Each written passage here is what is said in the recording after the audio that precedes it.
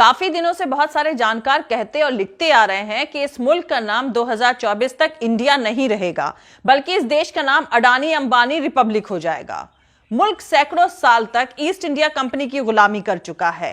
अब नरेंद्र मोदी देश को अडानी अंबानी की गुलामी की तरफ ढकेल रहे हैं।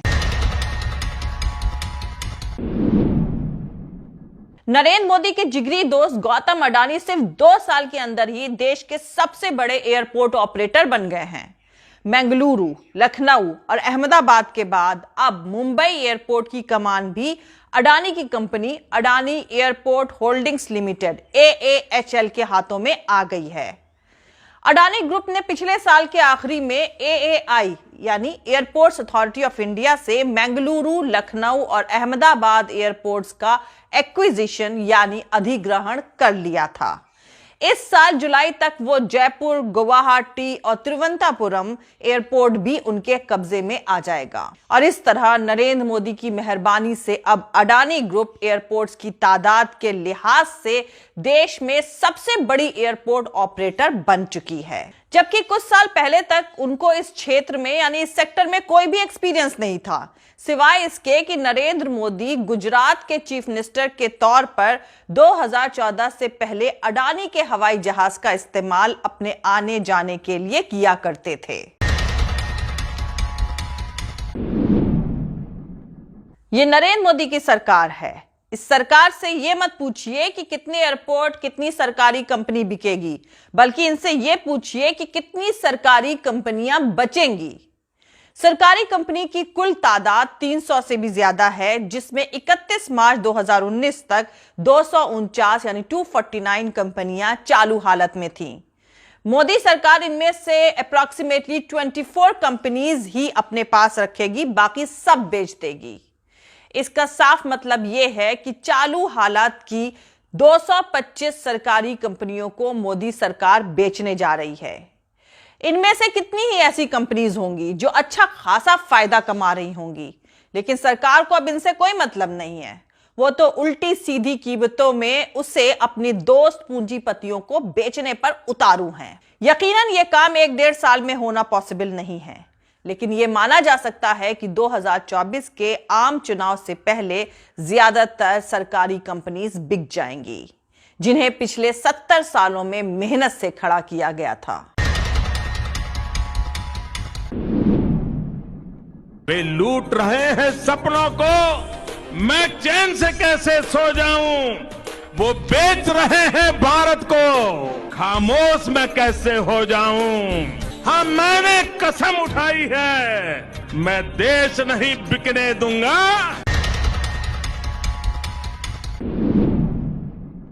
ट्रांसपोर्ट सेक्टर और पावर सेक्टर तो पूरा का पूरा अडानी के हाथों में जाता दिख रहा है। देश के 11 बड़े बंदरगाह उसके कब्जे में हैं। 7 बड़े एयरपोर्ट पर उसका कब्जा है। उसकी नजर अब देश के बड़े रेलवे स्टेशंस पर है।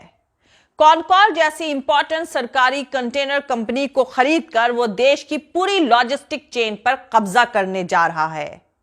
तेल और गैस के सेक्टर में तो रिलायंस का पहले से ही कब्जा था।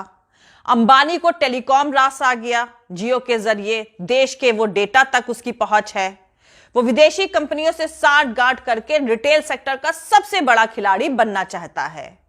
साफ दिख रहा है, एक एक करके देश के सब इंपॉर्टेंट संसाधन जानबूझकर अडानी अंबानी को दिए जा रहे हैं। वे लूट रहे हैं सपनों को, मैं चैन से कैसे सो जाऊं। वो बेच रहे हैं भारत को, खामोश मैं कैसे हो जाऊं। हाँ, मैंने कसम उठाई है, मैं देश नहीं बिकने दूंगा।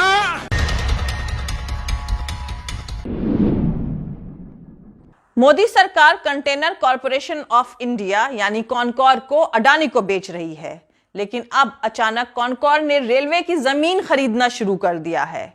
इस नए तमाशे की वजह क्या है और ये कितना बड़ा खेल है, इस पर से पर्दा हटाऊंगी। लेकिन उससे पहले जो लोग मेरे चैनल पर नए हैं वो मेरा यूट्यूब चैनल पॉलिटिकल तमाशा भी डॉक्टर अर्शी को सब्सक्राइब करके वहां पे लगी बेल आइकॉन को जरूर दबा दे, ताकि आपको हमारे आने वाले हर वीडियो की अपडेट्स मिलती रहे। और दोस्तों, अगर आपको हमारा काम पसंद आता है, हमारे वीडियोस पसंद आते हैं, तो www.patreon.com/Dr अर्शी खान पर जाकर डोनेट करके आप हमारे काम को सपोर्ट कर सकते हैं। तो चलिए शुरू करते हैं। कॉनकॉर इंडियन रेलवेज का ही इंडस्ट्रियल आर्म है। कॉनकॉर के 86 में से 41 आईसीडी यानी इनलैंड कंटेनर डिपो रेलवे की जमीन पर बने हैं, जिसमें तुगलकाबाद और दादरी जैसे बड़े आईसीडी यानी इनलैंड कंटेनर डिपो भी शामिल हैं, जिन पर पास के स्टेट का एक्सपोर्ट यानी निर्यात डिपेंड करता है। रेलवे की ये जमीनें शहर के बीच में हैं और इनकी कीमतें अरबों में हैं। भारत सरकार ने कॉनकॉर को इन जमीनों को खरीदने के लिए कहा है। पहले कॉनकॉर इन अरबों की जमीनों को कौड़ियों के दाम खरीदेगा, फिर कॉनकॉर को अडानी कौड़ियों के दाम में खरीद लेगा। वे लूट रहे हैं सपनों को, मैं चैन से कैसे सो जाऊं। वो बेच रहे हैं भारत को, खामोश मैं कैसे हो जाऊं। हाँ, मैंने कसम उठाई है, मैं देश नहीं बिकने दूंगा।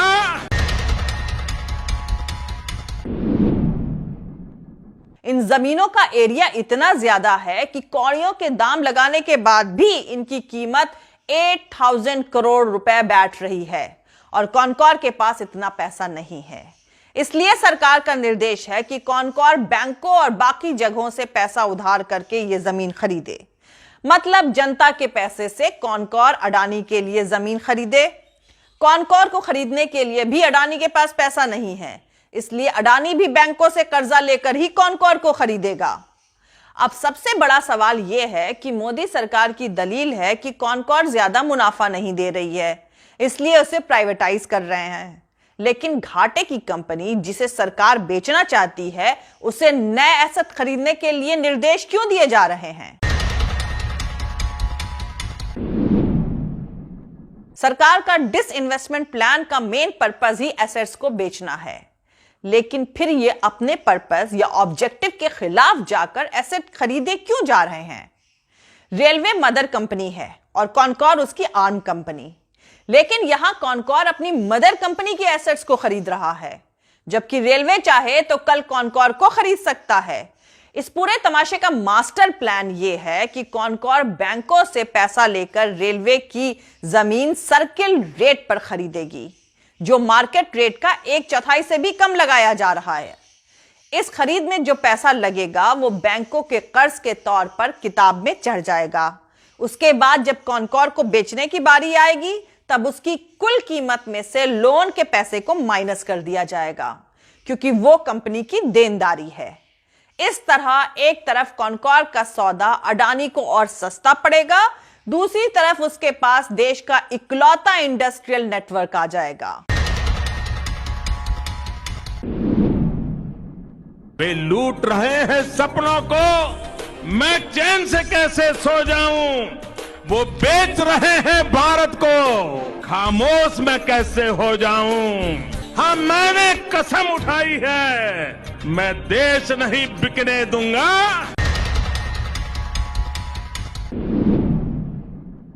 अडानी के पास पहले से ही पोर्ट्स और एयरपोर्ट्स हैं। एक बार रेलवे की इंडस्ट्रियल इकाई कॉनकॉर और ये ड्राई पोर्ट्स यानी आईसीडीज भी आ गए तो पूरे देश के एक्सपोर्ट इंपोर्ट पर अडानी की एक तरफा हुकूमत होगी और आपकी रोजमर्रा की हर चीज की महंगाई सरकार के बजाय अडानी तय करेगा। और हां, अगर कॉनकॉर घाटे में गई तो अडानी अपना मोटा मुनाफा निकालकर उसे अनिल अंबानी की तरह दिवालिया घोषित कर देगा और उस वक्त जितनी कीमत होगी सिर्फ उतना ही पैसा देकर छूट जाएगा, क्योंकि नरेंद्र मोदी ने 2016 में दिवालिया कानून में यही नियम कर दिए हैं। और हां, बैंकों का जो पैसा डूबेगा उसकी भरपाई भी वो आपसे मिनिमम बैलेंस और पासबुक एंट्री फीस के नाम पर कर लेंगे। बाकी इन सब में पैसा भी जनता यानी आपका ही लग रहा है। यही है कैपिटलिज्म का असली तमाशा। जय हिंद, सत्यमेव जयते, अल्लाह हाफिज।